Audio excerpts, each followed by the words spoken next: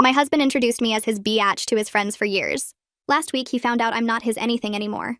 The first time it happened was 3 months into our marriage. We were at a barbecue at his coworker's house, and I walked over to bring him a drink. He threw his arm around me and said to the group, "This is my bitch. Isn't she pretty?" Everyone laughed. I stood there frozen, not sure if I'd heard him right. On the drive home, I asked him about it. He said it was just guy talk, that I was being way too sensitive, that his friends' wives didn't get upset over little jokes like this. He made me feel like I was the problem for being bothered, so I let it go. But it kept happening. At his friend's birthday party, at the neighborhood block party, at his company's holiday dinner. Every time he introduced me to someone new or called me over to a group, it was the same thing. My bitch this, my bitch that. Sometimes he'd mix it up and say my little bitch or my pretty bitch, like adding an adjective made it better. His friends would laugh or nod along. A few of their wives would give me these looks, half pity and half relief that it wasn't them. I brought it up again after the holiday dinner. Told him it was humiliating, that I was his wife and deserved to be introduced as such. He rolled his eyes and said I needed to relax, that it was a term of endearment, that he was showing me off, not putting me down. When I kept pushing, he got annoyed and asked if I wanted him to stop talking about me altogether. Like those were the only two options: complete degradation or complete silence.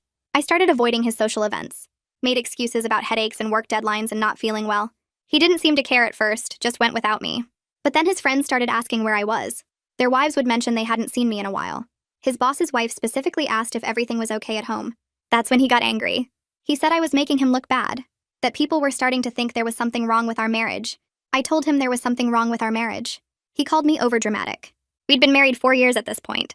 4 years of being introduced as his property, his possession, his bitch. I'd stopped going to his work functions entirely. Stopped attending parties with his friend group. He'd complain about having to explain my absence, but never once considered that the solution was to just stop degrading me in public. His mother came to visit about a year ago. We were all having dinner when his friend called, and he put it on speaker to show his mom how popular he was or something. His friend asked if his bitch was cooking dinner. He laughed and said, "Yeah, she's earning her keep tonight." He said this in front of his mother, in front of me. His mom looked uncomfortable but didn't say anything. After dinner, I found her in the kitchen and asked if she thought it was normal for a man to talk about his wife that way. She sighed and said her son had always had a crude sense of humor, that I shouldn't take it personally. Shouldn't take it personally, like it wasn't specifically designed to diminish me. I realized then that no one was going to stand up for me. Not his friends, not his family, not even him. If I wanted it to stop, I had to be the one to stop it. I started putting money aside. Not a lot, just what I could manage without him noticing. I reconnected with friends I'd drifted away from during the marriage. Started seeing a therapist who helped me understand that what I'd been accepting as normal was actually a pattern of disrespect that had eroded my sense of self. I spent 8 months getting ready, found an apartment, secured a job with better hours, told my family what had been going on, and my sister offered to help me move when the time came. He noticed nothing. He was too busy with his friends and his jokes and his ego to realize his wife was planning her exit. The night I left, he was out at a poker game. I packed everything that mattered to me, which turned out to be less than I expected. Left my rings on the kitchen counter with a note that said I was done being his bitch. My sister helped me load the car, and I was gone before he got home. He called 11 times that night. Left voicemails that cycled through confusion, anger, and bargaining. Kept asking what he did wrong, like he genuinely didn't know. His friends reached out over the following weeks. The divorce took 5 months. He fought it at first. Kept saying we could work things out, that he'd change. I asked him what specifically he'd change. He couldn't give me a straight answer. Just kept saying he'd be better, he'd try harder. Never once acknowledged the actual problem. Never once said he'd stop calling me degrading names. In mediation, he actually tried to argue that I was being unreasonable, that plenty of couples had pet names and inside jokes. The mediator, a woman in her 60s, looked at him and asked if he'd be comfortable being introduced to strangers as his wife's bitch. He went quiet. The mediator waited for an answer, but he just sat there staring at the table. I watched him realize he had no defense, no way to spin this that made him look reasonable. We signed the papers 2 weeks later. The divorce was final by March. I found the roses on my doorstep 3 days after the papers were signed. They were massive. At least 2 dozen red roses in a crystal vase with a card that said he was sorry and he wanted to talk. I stood there looking at them for a long time, feeling nothing. The petals were already turning brown at the edges from sitting in the heat. I picked up the vase, carried it inside, and set it on the kitchen counter. Then I went about my day like they weren't there. 3 days later, they were completely dead, petals falling onto the counter in a brown mess. I threw the whole thing in the dumpster outside my apartment building without reading the card again. Joel started texting on day 4. The first message said he missed me. The second said he didn't understand why I was being so cold. By day 7, he'd sent 17 texts, each one a different version of confusion and hurt. He kept saying he didn't see this coming, that we could fix things if I'd just talk to him. I read every message with the same flat feeling. like I was reading about someone else's life. None of it touched me. On day 8, my phone rang at 2 in the morning. Joel's name lit up the screen. I reached over, silenced it, and went back to sleep. Going back to work felt like putting on a costume. I smiled at patients, checked vitals, administered medications, and pretended everything was normal. But the hospital's chaos was actually a relief. I threw myself into 12-hour shifts, volunteered for extra rotations, and focused on patient care with an intensity that kept me from thinking. My coworker Naomi noticed. She'd catch me in the hallway between rooms or in the supply closet restocking, and she'd give me these looks like she knew something was wrong. But she didn't push. She just started bringing me coffee during our breaks, setting it down next to me without saying anything. One afternoon, during a rare quiet moment in the break room, Naomi sat down across from me. She asked if I was okay. Something about the way she said it, genuine and concerned without being nosy, cracked something in me. I told her about the divorce in clinical terms, like I was describing a patient's condition rather than my own life. I said my marriage ended, the papers were signed, and I was adjusting. She listened without judgment, just nodding occasionally. Then she told me she left a 7-year relationship last year. Said it took her months to feel normal again. I felt less alone than I had in weeks. The next Tuesday, I was in the middle of changing an IV when my charge nurse found me. She said security called from the lobby. My ex-boyfriend was downstairs asking for me. He had flowers. I felt my hands start shaking. The humiliation of my personal mess spilling into my professional space made my face hot. I told her I didn't want to see him. She nodded and said she'd handle it. I finished the IV, but my hands kept trembling. I excused myself and went to the bathroom where I stood at the sink trying to breathe normally. During my lunch break, I sat in my car in the parking garage and finally let myself feel furious. I pulled out my phone and blocked Joel's number, deleted our text thread, and blocked him on every social media platform. The relief was immediate and overwhelming, but it was mixed with unexpected sadness that it came to this. That the man I married for better or worse couldn't respect a simple boundary. I drove home that night feeling lighter and heavier at the same time. Our mutual friends started reaching out the following week. Some were clearly fishing for details, asking vague questions about how I was doing and if Joel and I were really done. Others seemed genuinely concerned. I realized we had overlapping social circles from 5 years together. People were starting to choose sides. 2 friends stopped inviting me to group events. I'd see the photos on social media later. Everyone gathered at someone's house for game night or dinner, and I wasn't there. The isolation stung more than I expected.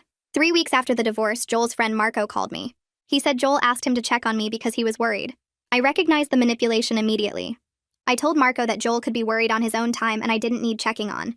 Marco sounded uncomfortable. He admitted Joel had been talking about me constantly, telling everyone I left without warning, and he didn't know what he did wrong.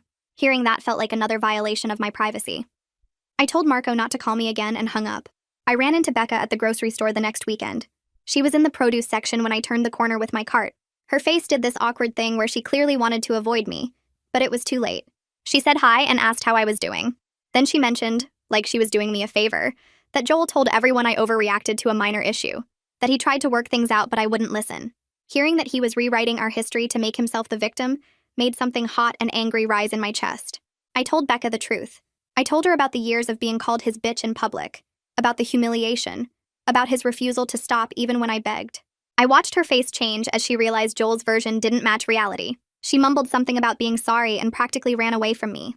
Naomi convinced me to come to her book club's social night the following Thursday. She said it would be good for me to get out, that I'd been isolating too much. I almost said no. It would be my first social outing without Joel in 5 years. But something made me agree. I showed up at the wine bar feeling awkward and out of place. Everyone else seemed paired off or comfortable in groups. I was hyper-aware of being alone. But Naomi stayed close, introducing me to people and pulling me into conversations. Someone told a story about their disastrous first apartment, and I laughed. Actually laughed. I stayed for 2 hours, and when I left, I felt like I'd won something small but important. I pushed my cart down the grocery store aisle 2 weeks later, trying to remember if I need milk or already bought some. The fluorescent lights make everything look washed out, and I'm mentally running through my fridge contents when I turn the corner by the dairy section. My cart nearly slams into another one, and I jerk back, muttering an apology before I look up and see Joel's mother standing there. Her face does this complicated thing where surprise shifts into delight, and she reaches out to touch my arm. She tells me how wonderful it is to run into me, that she's been thinking about me so much lately. I freeze with my hands still gripping the cart handle. She launches into how Joel has been so down, how he really misses me, how she knows young couples go through rough patches but love always finds a way. The words pour out of her in this cheerful stream, and I can feel my chest getting tight. Part of me wants to tell her everything, to explain exactly why her son and I aren't together anymore, but another part feels weirdly guilty, like I'm the one who failed somehow. She keeps talking about how marriage takes work and compromise, squeezing my arm like we're in this together. I managed to say something vague about how things are complicated, my voice coming out smaller than I want it to. She nods like she understands, but then says she's sure we can work it out, that Joel is a good man who just needs patience. The defensive anger rises up sharp and hot, but I swallow it down because what's the point of arguing with her in the middle of the grocery store? I mumble something about needing to finish shopping, and she finally lets go of my arm, telling me to take care and call Joel soon. I practically run my cart down the next aisle, abandoning half my shopping list just to get away from her. In my car, I sit gripping the steering wheel and shaking, equal parts furious and guilty and exhausted. That night, I can't sleep, lying in bed staring at the ceiling and replaying the conversation with Joel's mother over and over. Around 2 a.m, I give up and get out of bed, pulling out a notebook from my desk drawer. I start writing a letter to Joel that I know I'll never send, my hand moving fast across the page. The words pour out, everything I couldn't say during our relationship and everything I still can't say now. I write about feeling invisible while he gave pieces of himself to everyone else, about watching him hand out flowers to his mother and Becca and Mila while I got nothing. I write about my grandmother's funeral and how he couldn't be bothered to comfort me, about all the times I needed him and he wasn't there. The roses he brought after the breakup get a whole paragraph, about how they proved he was always capable of the gesture, but just never thought I was worth it. My hand cramps and I keep writing, filling page after page with 5 years of swallowed words and unmet needs. When I finally finish, the sky outside is starting to lighten, and my eyes burn with tiredness. I fold the letter carefully and put it in the bottom drawer of my desk, under some old tax documents where I'll never accidentally see it. Something about writing it all down makes my chest feel less tight, like I've released pressure I didn't know I was carrying. 3 months crawl by and I'm starting to feel almost normal again. I go to work, hang out with Naomi, avoid places where I might run into Joel. Then one Tuesday morning, I open my email and there's a message from him, the subject line just saying, "I'm sorry." My finger hovers over the delete button, but I can't make myself press it. I open the email and it's long, several paragraphs of him apologizing for not seeing how his actions hurt me. He writes about starting therapy and realizing he took me for granted, about understanding now that the flowers weren't just about flowers, but about feeling valued. The words are careful and thoughtful, hitting every point I would have wanted him to understand during our relationship. He says he's been working on himself and wants a chance to prove he's changed, that he knows he doesn't deserve it, but he's asking anyway. I read the email 4 times, each time feeling hope flicker in my chest despite knowing better. Part of me wants to believe that people can change, that therapy actually worked for him, that maybe we could try again and it would be different. I close my laptop and walk away, but 10 minutes later I'm reading it again, analyzing every word for sincerity. I forward the email to Naomi with a message asking what she thinks, hating myself for needing someone else's permission to feel hopeful. My phone rings 15 minutes later and I answer knowing it's her. She doesn't text back because this is too important for texting. Her voice is gentle when she points out that Joel only started therapy after losing me, not because he genuinely wanted to change for himself. She says the timing matters, that real growth comes from internal motivation, not external consequences. I sit on my couch listening to her talk and feeling each word land like a small wound, because they're true.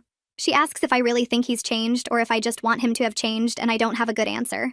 We talk for almost an hour, and by the end I feel clearer but sadder, understanding that wanting something doesn't make it real. After we hang up, I read Joel's email one more time and then archive it. Not deleting it, but moving it out of sight. But the email sits in my archived folder like a weight, and 3 days later I find myself typing a response. I tell Joel I'll meet him for coffee to talk. Just to talk. Adding that qualifier like it will protect me. I tell myself it's for closure, that I need to hear him say these things in person to really believe them or really let go. The week before we're supposed to meet is torture. I'm anxious and second-guessing constantly, running through conversations in my head and trying to prepare for every possibility. The morning of the meeting, I try on 5 different outfits, changing between casual and slightly dressy, wanting to look good but not like I tried too hard. I settle on jeans and a sweater that Naomi once said made my eyes look nice. I arrive at the coffee shop 20 minutes early and order a tea I don't really want, sitting at a table by the window where I can see the parking lot. I practice what I want to say in my head, rehearsing lines about boundaries and needing to see sustained change over time. My tea gets cold while I wait and check my phone every 30 seconds. Joel walks in carrying a bouquet of daisies and my stomach drops. He spots me and smiles, walking over with the flowers extended like an offering. I take them automatically, too surprised to refuse, and he sits down across from me. He launches into an apology that sounds rehearsed, hitting all the right emotional notes about recognizing his mistakes and understanding my pain. The words are perfect, almost too perfect, and I find myself listening for something genuine underneath the performance.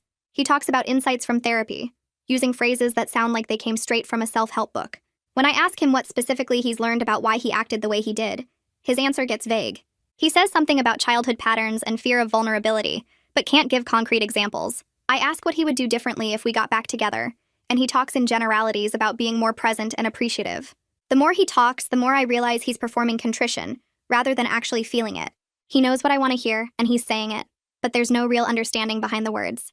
We've been talking for almost an hour when Joel reaches across the table for my hand. He asks for one more chance to prove he can be the partner I deserve, his fingers warm around mine. I look at his face and see the same expectant expression he always had when he wanted something from me. That look that assumed I would give in because I always had before. The sadness that washes over me isn't about losing him anymore, but about all the time I spent hoping he would become someone he never was, and probably never will be. I spent 5 years waiting for him to choose me first, to see me as worth the effort, and he only started trying when I was already gone. I pull my hand back gently and watch his expression shift from hopeful to confused. He starts to say something else, but I cut him off. I tell Joel clearly that I don't want to get back together, that too much has happened and I've moved on. My voice stays steady, even though my heart is pounding. I explain that I need someone who values me consistently, not just when they're afraid of losing me, and that I don't believe he's actually changed in any meaningful way.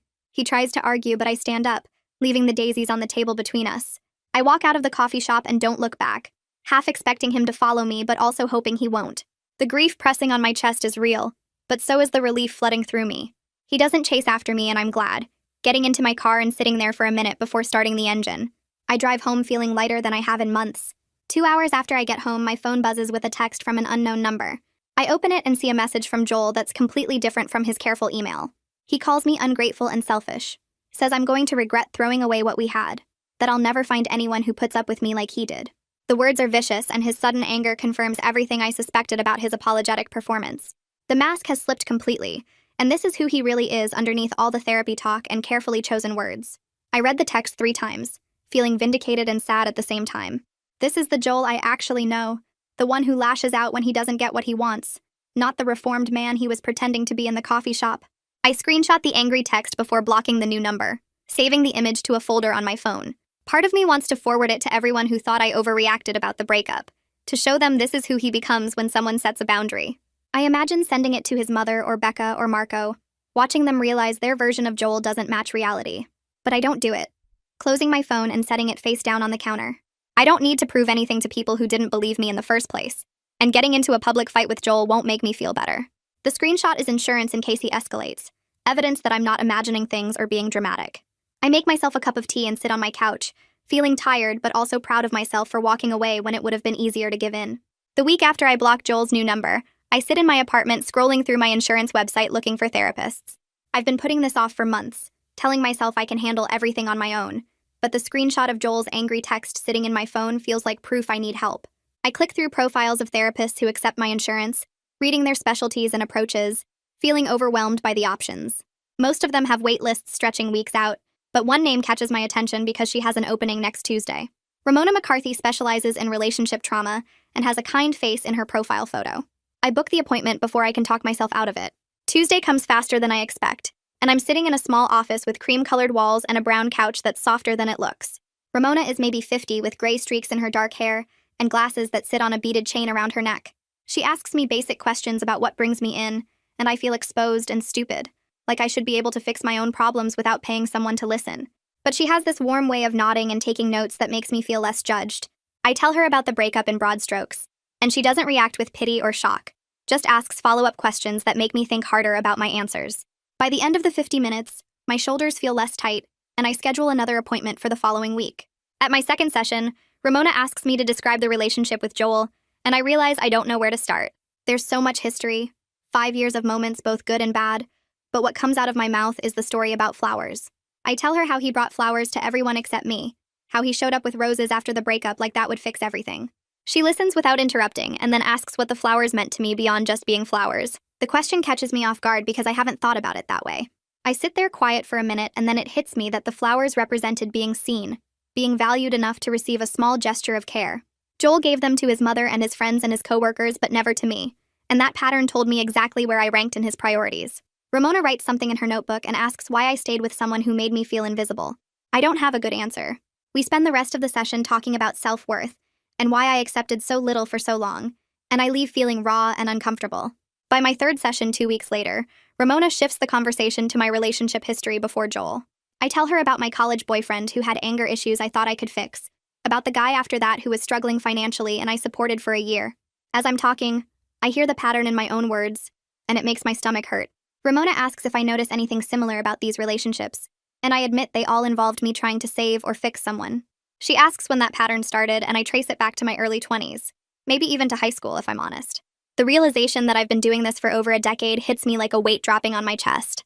I leave therapy that day feeling worse than when I arrived, confronting truths about myself I'd rather ignore. The drive home is quiet, and I keep replaying the session in my head, seeing my choices in a new and unflattering light. 3 days later, I'm lying on my couch scrolling through Instagram when I see Joel tagged in a photo. My thumb hovers over the image before I click it, and suddenly I'm looking at him sitting across from a woman at a restaurant I recognize downtown. She's pretty with long dark hair and she's laughing at something, her hand near his on the table. The caption says dinner with this one and there's a heart emoji. I click on her profile and see her name is Crystal Wang. The jealousy that shoots through me is sharp and unexpected, making my chest feel tight. I tell myself I don't care who Joel dates, that I'm over him, but I can't stop scrolling through her photos. She works in marketing, likes hiking, has a lot of friends based on the group shots. In one recent photo, Joel's in the background at what looks like a party. I zoom in on his face and feel stupid for doing it. For the next 3 days, I check Crystal's Instagram obsessively. I compare her life to mine, her appearance to mine, looking for ways she's better or worse than me. I analyze every photo Joel appears in, studying his expression and body language for clues about how serious they are. In one photo posted yesterday, there are pink tulips in a vase on her kitchen counter, and she's tagged Joel thanking him for the flowers. The familiar hurt surfaces immediately, that same feeling of being the only person Joel wouldn't give flowers to.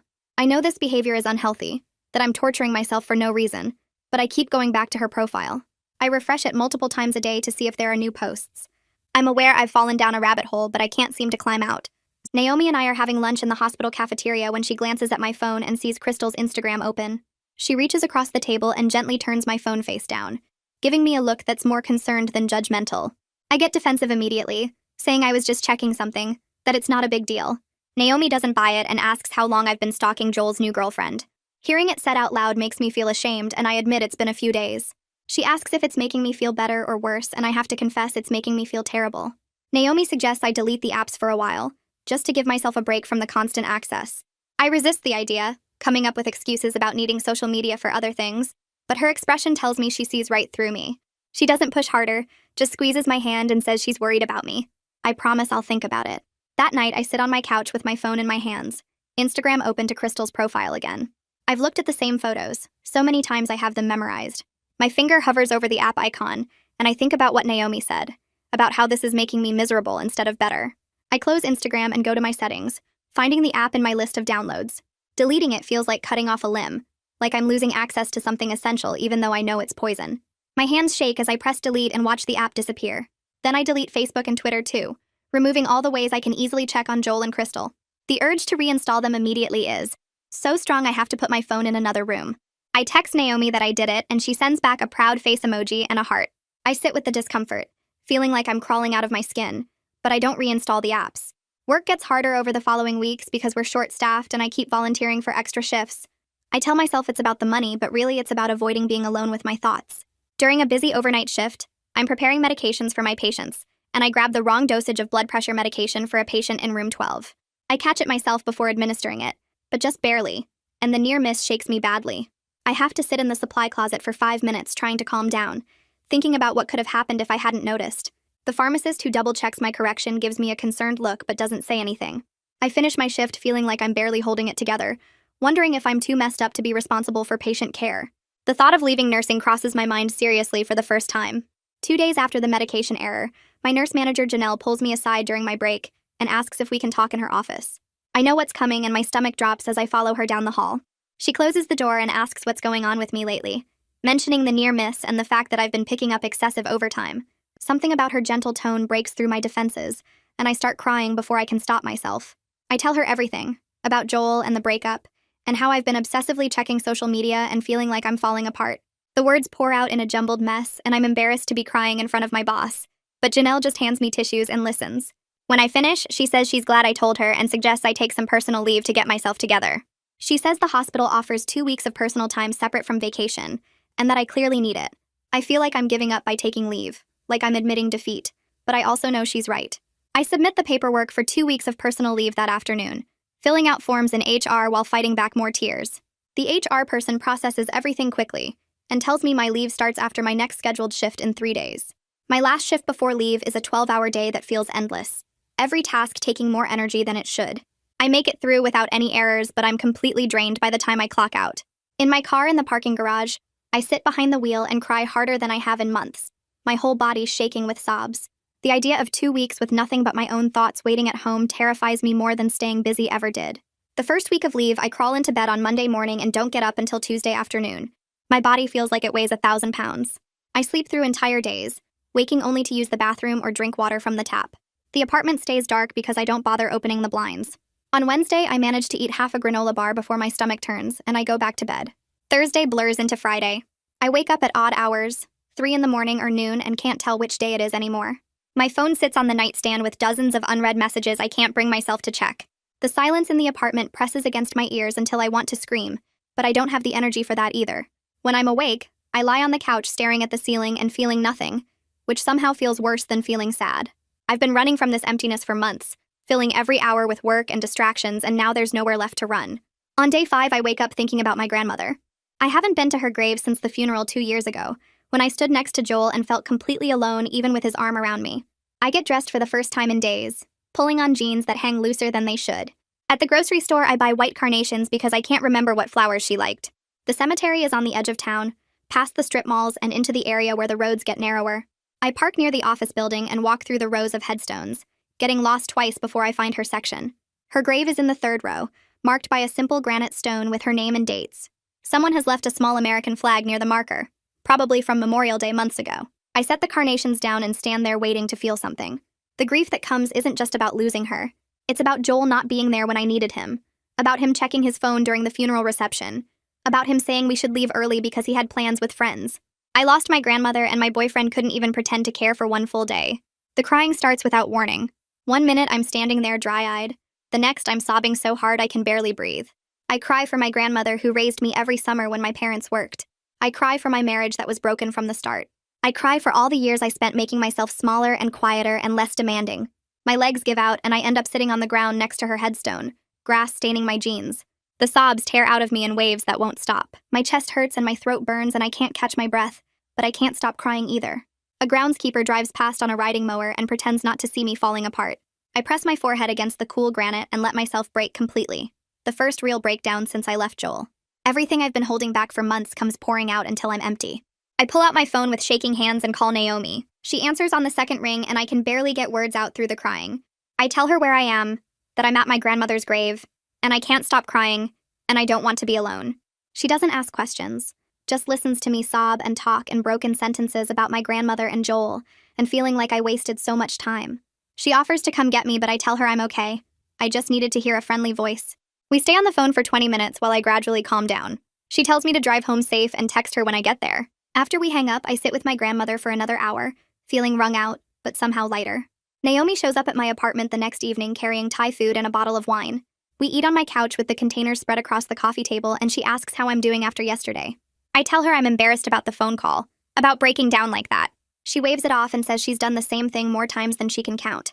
Then she starts talking about her own breakup from her 7-year relationship, details she's never shared before. She tells me about the emotional neglect she experienced, how her ex would give her the silent treatment for days over minor disagreements, how he'd make plans with friends and tell her about them after the fact, never thinking to include her, how she felt invisible in her own relationship, like she was just there to cook and clean and provide sex when he wanted it. She says it took her a year after the breakup to recognize it as abuse because he never hit her or called her names. Hearing her story makes something click in my head about my own situation. Joel never degraded me the way my ex-husband did, but the pattern of being last priority, of being taken for granted, it's the same thing. We talk until midnight and she crashes on my couch. Having her there makes the apartment feel less empty. I start journaling the next morning after Naomi leaves. I dig out an old notebook from a drawer and sit at my kitchen table with coffee. The first entry feels awkward and forced, writing about what I want from life like I'm filling out a questionnaire. I write about wanting to feel valued and immediately cross it out because it sounds stupid.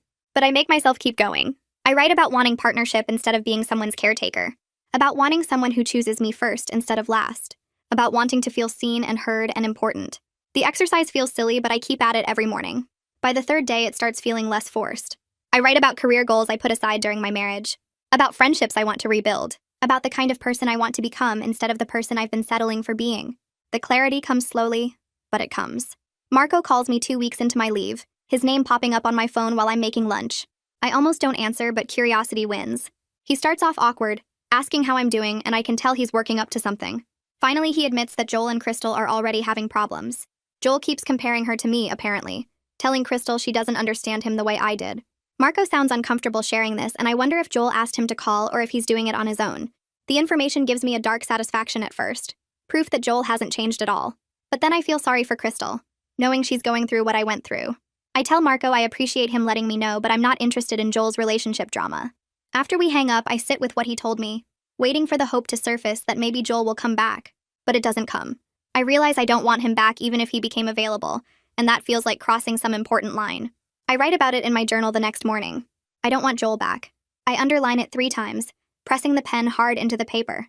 The certainty surprises me because for months I've been afraid I'd weaken if he tried hard enough to win me back. But something has shifted. I don't miss him anymore. I miss the version of him I kept hoping he'd become, the husband I imagined he could be if he just tried harder. That person never existed. Joel is who he is, and who he is wasn't enough for me. Writing it down makes it real in a way thinking it never did. Going back to work after my leave feels different, like I'm showing up as a slightly different version of myself. The hospital looks the same, smells the same, sounds the same, but I feel changed somehow. During my second shift back, a doctor I've worked with for years tries to dismiss a patient concern I bring up. Normally I'd let it go, defer to his judgment even when my gut says something's wrong. This time I speak up, firmly but professionally, explaining why I think the patient needs additional monitoring. My hands shake while I'm talking and my voice wavers, but I don't back down. He looks surprised but agrees to order the tests I suggested. Afterward, I hide in the supply closet for 5 minutes, adrenaline making my heart race. But I also feel proud of myself for not backing down. A week later, Janelle pulls me aside during shift change about the schedule. She starts to tell me I'm assigned a double shift on Thursday, and I interrupt her before I can lose my nerve. I tell her I can't work another double, that I need to protect my mental health. The words come out rushed and defensive like I'm expecting a fight, but Janelle just nods and says she'll find someone else to cover it. She tells me she's glad I'm setting boundaries, that she was worried about me burning out. I leave the conversation feeling stunned. Setting boundaries doesn't always result in punishment. People respect you more when you respect yourself. It's such a simple concept, but it feels revolutionary. Eric shows up at the nurse's station during my shift the following week with a coffee in each hand, one for him, and one that he sets down next to my charting computer without saying anything. I glance at it and see he's written my name on the cup in marker, spelled correctly, which means he asked someone how I take my coffee. The gesture makes my stomach flip in a way I don't know how to process. He leans against the counter and asks how my shift is going, making small talk about a difficult patient we both dealt with yesterday, and I find myself relaxing into the conversation despite my nerves. When he leaves to check on a patient in the ICU, I stare at the coffee cup for a full minute before taking a sip. It's exactly how I like it. 2 sugars and cream, and the fact that he paid attention to that detail feels significant in a way I'm not ready to examine. Naomi appears at my elbow during lunch break and raises her eyebrows at the coffee cup I'm still carrying around. She tells me Eric has been asking about me, wanting to know if I'm seeing anyone, and the panic that floods through me is immediate and overwhelming. I set down my sandwich and tell her I can't do this, that I'm not ready for anyone to be interested in me, that the whole thing makes me want to hide in the supply closet. She gives me this knowing look and says Eric seems like a good guy, that maybe I should give him a chance, but I shake my head before she finishes the sentence. The thought of dating anyone right now makes my chest feel tight and my palms start sweating. I spend the rest of my shift hyper-aware of where Eric is on the floor, timing my break so I don't run into him in the hallway or the break room. When I see him heading toward the nurse's station, I suddenly remember I need to check on a patient on the opposite end of the unit. It's ridiculous behavior and I know it, but I can't seem to stop myself from avoiding him. The next few days, I volunteer for assignments on different floors, telling Janelle I want to expand my skills, but really just trying to put physical distance between Eric and me. I pick up a shift in the cardiac unit and another in pediatrics, anywhere that keeps me away from the respiratory patients that would require me to work with him. On Thursday, I'm restocking supplies in a storage room when I hear his voice in the hallway asking another nurse if she's seen me, and I actually press myself against the wall until he walks past. The guilt hits me immediately because Eric hasn't done anything wrong, hasn't pushed or made me uncomfortable, has only been kind and thoughtful with his coffee delivery and easy conversation. But every time I think about facing him, my throat gets tight and I feel like I might throw up. During a rare quiet moment, I sit in my car during break and try to figure out what I'm so afraid of. The answer comes quickly. Too quickly. Like it's been waiting just under the surface. I'm terrified of making the same mistakes, of choosing someone who will make me feel invisible again, of losing myself in another relationship where I come last. The fear is so strong it makes my hands shake on the steering wheel. I know I'm being unfair to Eric, projecting Joel's failures onto someone who hasn't earned that suspicion, but knowing it doesn't make the anxiety go away. When my shift ends, I see Eric's car still in the parking lot, and I wait 15 minutes in my vehicle until he leaves, then feel pathetic for hiding like a teenager avoiding their ex. I bring up Eric in my next therapy session with Ramona, admitting that I've been actively avoiding a coworker who seems interested in me. She asks what I'm afraid of, and I tell her the truth, that I'm scared of repeating the same patterns, of choosing someone who won't value me, of losing myself again in someone else's needs and wants. Ramona nods like she expected this answer and asks me what evidence I have that Eric would treat me the way Joel did. I open my mouth to respond and realize I don't have any evidence, that I'm operating purely on fear rather than facts. She points out that avoiding all connection isn't the answer, that I can't protect myself from potential hurt by refusing to let anyone get close. I argue that I'm just not ready, that it's too soon after Joel, that I need more time to work on myself first. Ramona gives me this gentle but firm look and tells me that there's a difference between taking time to heal and using healing as an excuse to hide from life. Her words sting because they're true, and I sit with the discomfort for the rest of the session. She doesn't tell me I have to date Eric or give him a chance, just suggests that I consider what I'm really afraid of, and whether avoiding him is actually protecting me or just keeping me stuck. I leave her office feeling unsettled and defensive, not convinced I'm ready to risk opening myself up to anyone new. Eric catches me in the break room 3 days later, walking in just as I'm pouring coffee and blocking my exit route to the door. He asks if he did something to upset me, and his directness catches me completely off guard. I stammer something about being busy with work, but he cuts me off gently and says I've been avoiding him, and he'd like to know why. The kindness in his voice disarms me completely, and I find myself telling him the truth, that I recently got out of a long relationship, and I'm not in a place to date anyone. He nods slowly and leans against the counter, then tells me he's not trying to pressure me into anything, that he just enjoys talking to me. We end up sitting at the break room table, and he shares his own divorce story, about how his ex-wife left him 2 years ago, and how long it took him to feel like himself again. He talks about his teenage daughters and how they helped him through the worst of it, and I find myself relaxing as I listen. His openness makes me feel less alone in my mess, less broken for still struggling months after my breakup. When my break ends, I leave feeling less anxious about him, like maybe we can just be friendly coworkers without all the weight I've been putting on every interaction. He doesn't ask for my number or suggest we hang out, just tells me he's glad we talked, and the lack of pressure makes me breathe easier. That evening, I'm scrolling through Instagram, which I reinstalled last week against my better judgment, when a message request pops up from Crystal Wang. My first instinct is to decline it and pretend I never saw it, but something makes me click on the notification. She's asking if we can talk about Joel, saying she has some questions and doesn't know who else to ask. I stare at the message for a long time, my thumb hovering over the decline button. Part of me wants nothing to do with Joel's new relationship, wants to stay as far away from that mess as possible. But I remember the desperate edge to her question, and recognize it because I've been there, asking friends and family if Joel's behavior was normal, if I was overreacting, if I should just try harder to make him happy. I type out a response saying I'm willing to talk and hit send before I can change my mind. She responds immediately, thanking me and asking if Joel was always so dismissive of her feelings, if he ever made me feel like I was asking for too much when I wanted basic consideration. The questions hit me hard because they're the exact same ones I asked myself for years. I tell her I need some time to think about how to respond and close the app, my heart racing. I spend the next 2 days debating whether to tell Crystal the truth about Joel's pattern of emotional neglect. Part of me wants to warn her so she doesn't waste years like I did, so she doesn't end up sitting in a therapist's office trying to rebuild her sense of self after giving everything to someone who gave nothing back. But another part thinks she needs to figure it out herself, that me interfering will only cause drama, and maybe push her closer to Joel out of defensiveness. I bring it up with Ramona during our next session, and she asks me to consider my motivations. Am I trying to help Crystal, or am I trying to get back at Joel by sabotaging his new relationship? The question makes me uncomfortable because I'm not entirely sure of the answer. I think about it for the rest of the session, and realize that while there's definitely some satisfaction in the idea of Joel's pattern catching up with him, mostly I just don't want Crystal to go through what I went through. Ramona tells me the choice is mine, but warns me to be prepared for whatever consequences come from getting involved. She points out that Crystal might not believe me, might tell Joel I reached out, might turn the whole thing into more drama than it's worth. I leave therapy still uncertain but leaning toward responding to Crystal's message. On Saturday morning, I sit down with my laptop and compose a message to Crystal, writing and deleting it 4 times before settling on something brief and honest. I tell her that Joel showed me through his actions that I wasn't a priority, that he was consistently thoughtful and generous with everyone except me, that I spent 5 years hoping he would change and he never did. I write that she should trust her instincts about whether he's treating her the same way, that if she's already asking these questions, then she probably knows the answer. I read it over 3 times, making sure I'm not being vindictive or dramatic, just truthful. Then I hit send and immediately block her before she can respond, before Joel can find out I talked to her, before I can get dragged into whatever happens next. The relief is immediate and surprising. I feel good about offering help without getting sucked into their drama, about speaking my truth without needing to stick around for the fallout. 2 days later, I'm at the nurse's station when my work phone rings with an internal extension I don't recognize.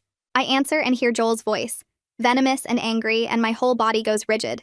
He's somehow gotten my work number and he's accusing me of sabotaging his relationship, calling me bitter and jealous and pathetic. His voice rises as he talks, and I can hear the rage underneath his words. The same rage that used to make me back down and apologize for things that weren't my fault. He tells me I'm trying to ruin his happiness because I can't stand to see him move on. That Crystal showed him my message and now she's questioning everything about their relationship. I listen without saying anything, my hand gripping the phone so hard my knuckles turn white. He calls me bitter 3 more times before I hang up on him mid-sentence. My hands are shaking, but I'm not scared, just annoyed that he's still trying to make me responsible for his problems. I immediately call the phone system back and figure out how to save the voicemail he left before calling, preserving his angry rant as evidence. The old me would have felt guilty, would have wondered if I did something wrong by talking to Crystal. But now I just feel irritated that he's still trying to control the narrative. The next morning, I make an appointment with HR and bring my phone with Joel's saved voicemail. The representative, a woman named Sandra, listens to the recording with an increasingly serious expression. I explain our history, the breakup, his pattern of boundary violations, and now this harassment at my workplace. Sandra takes notes and asks if I feel unsafe, if Joel knows where I work, if he's made any threats beyond the angry voicemail. I tell her I don't think he'll show up here, but I want the incident documented in case he escalates. She assures me they take harassment seriously and asks if I want to pursue a no-contact order through the courts. I decline for now, saying I just want it on record, but I appreciate her taking it seriously. She makes copies of everything and tells me to contact her immediately if Joel reaches out again. Walking out of her office, I feel relieved to have the incident officially documented, to have someone in authority acknowledge that his behavior is inappropriate. 3 days pass without any contact from Joel, and I start to relax back into my normal routine. I'm charting at the nurse's station when Eric walks up and asks if I want to get coffee sometime outside of work. He's careful to make it clear he means as a date, not just coworkers hanging out, giving me the option to say no without ambiguity. I'm surprised to find myself saying yes before I've really thought about it, curious about spending time with someone who seems genuinely kind and respectful. We make plans for the following Saturday, and he suggests a coffee shop downtown that I've never been to. After he walks away, I stand there feeling nervous but not panicked, which feels like progress. Naomi appears at my elbow and grins at me, clearly having overheard the whole exchange, and I tell her to shut up before she can say anything. But I'm smiling when I say it, and she just laughs and goes back to her charting. Saturday morning, I stand in front of my closet for 20 minutes trying to pick an outfit for coffee with Eric, changing my shirt 3 times before settling on something casual that doesn't look like I tried too hard. I arrive at the downtown coffee shop 10 minutes early and sit in my car rehearsing how to act normal, my palms sweating against the steering wheel. When Eric walks up and waves through my windshield, I take a breath and get out, forcing myself to smile. Inside, we order drinks and find a corner table, and the conversation flows easier than I expected. He tells me about his 2 teenage daughters and their constant drama over borrowed clothes and bathroom time, acting out their arguments with different voices that make me laugh so hard I snort into my latte. He shares a story about his youngest getting caught sneaking out to meet a boy, and how he handled it by making her watch him install a motion sensor on her bedroom window. The way he talks about his kids is warm and self-deprecating, nothing like Joel's constant need to be impressive. An hour passes, then 2, and I realize I haven't checked my phone once or worried about what to say next. When we finally leave, he walks me to my car in the parking lot, and the afternoon sun makes me squint as I fumble for my keys. He stands close, closer than necessary, and I can smell his cologne mixed with coffee. The moment stretches out, and I see him lean in slightly, his intention clear, and panic floods my chest. I take a step back, my shoulder bumping against my car door, and the disappointment on his face mirrors what I feel inside. I'm not ready for this, not for kissing or touching or any kind of physical closeness, and the realization makes me want to cry.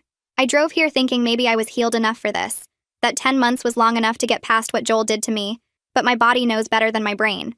I force myself to look at Eric instead of at my shoes, my throat tight with embarrassment.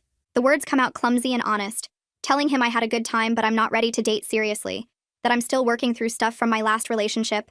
I brace for anger or hurt feelings, for him to call me a tease or accuse me of wasting his time, but he just nods and his expression stays kind. He says he appreciates my honesty, and suggests we could hang out as friends if I want. No pressure either way. The relief that washes over me is so strong my knees feel weak, and I realize how much I expected him to react like Joel would have. I tell him yes, friends sounds good, and he smiles before heading to his own car. Driving home, I feel proud of myself for being honest, but also frustrated that I'm still so broken, that a nice moment with a good person sent me into panic mode. I call Naomi when I get back to my apartment and tell her what happened, and she reminds me that healing isn't linear, that I'm doing better than I think I am. Over the next few weeks, Eric and I fall into an easy pattern of having lunch together at work a couple times a week.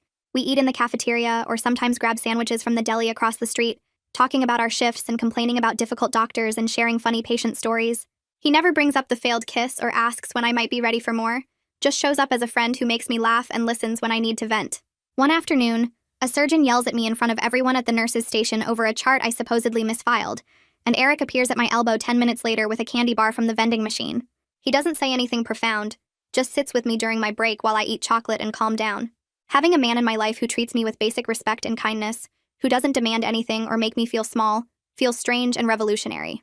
I catch myself comparing him to Joel constantly, noticing all the ways Eric's behavior is different, and I start to understand that what I accepted as normal for 5 years was actually terrible. I stop at the grocery store on my way home from work one evening, planning to grab milk and bread, and end up standing in front of the flower display near the entrance. The sunflowers catch my eye, bright yellow and full, the same kind Joel bought for Becca during our breakup. For a second, the memory stings, but then something shifts and I think, why shouldn't I have flowers too? I grab a bouquet and add it to my cart, feeling slightly ridiculous but also determined. At home, I find a vase under my sink and arrange the sunflowers on my kitchen table, stepping back to look at them. They make the whole room feel brighter, more alive, and I smile at how such a small thing can change the feel of a space. I take a picture and send it to Naomi with the caption, "Bought these for myself," and she responds with 3 fire emojis and the words, "That's my girl."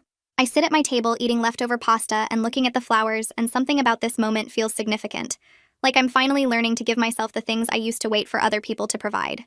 10 months after throwing Joel's dead roses in the dumpster, I'm getting ready for a shift when I realize my life looks completely different now. I have Naomi and 2 other nurses from work who I meet up with outside the hospital, going to movies or trying new restaurants or just hanging out at each other's apartments. I stopped picking up every extra shift offered to me and started using my time off to actually rest instead of just avoiding my thoughts. I joined a book club that Naomi recommended and started going to yoga classes on Sunday mornings. Small things that make me feel like I'm building a life instead of just surviving one. My apartment has plants now and art on the walls and doesn't feel like a temporary hiding place anymore.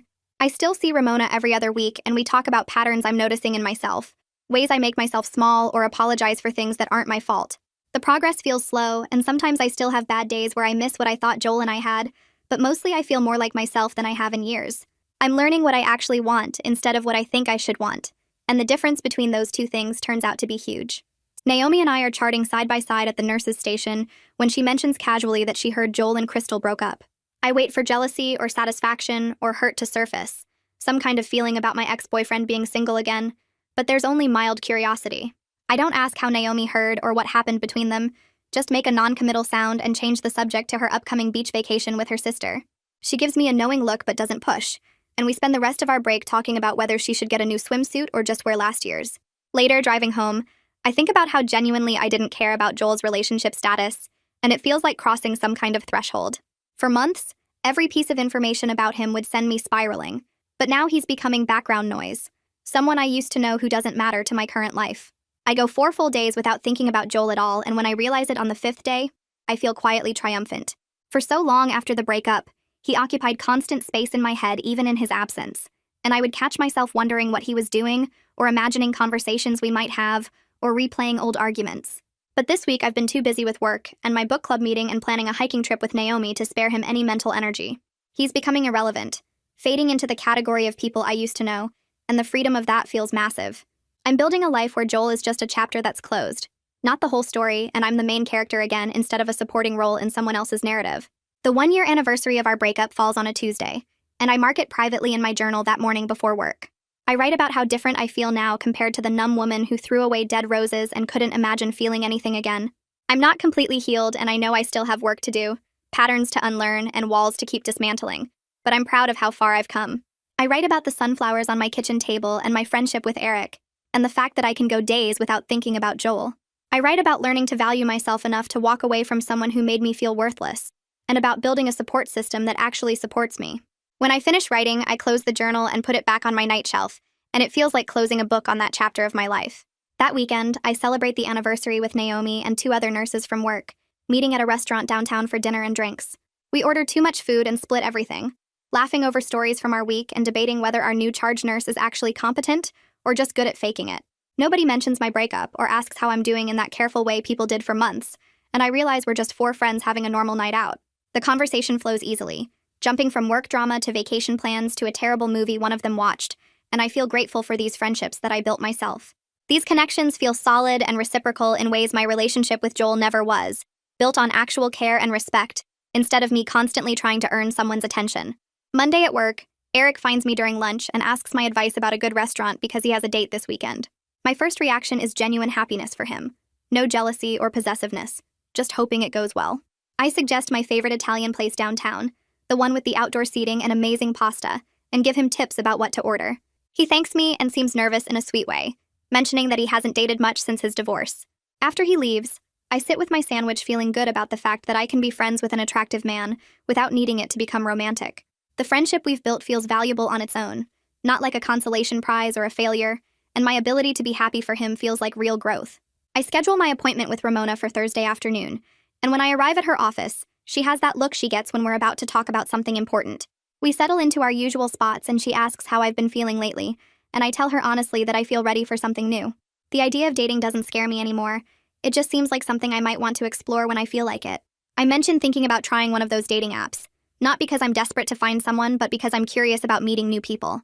Ramona smiles and points out how different my mindset is now compared to when we first started therapy.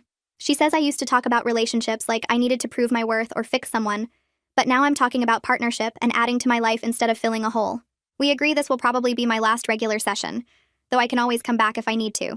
I leave her office feeling lighter, like I just closed a chapter I've been writing for over a year. The next morning, I stop at the grocery store on my way home from a shift and buy myself a bouquet of pink roses, the kind with the tight buds that will open over the next few days. I arrange them in the blue vase on my kitchen table, stepping back to admire how they look in the afternoon light coming through the window. I've been buying myself flowers every week now, different kinds each time, and my apartment always has fresh blooms somewhere. Life isn't perfect, and I still have moments where I feel lonely or wonder if I made the right choices, but I finally understand that I'm enough all on my own. Anyone I let into my life from here on out needs to add to what I've built, not take from it.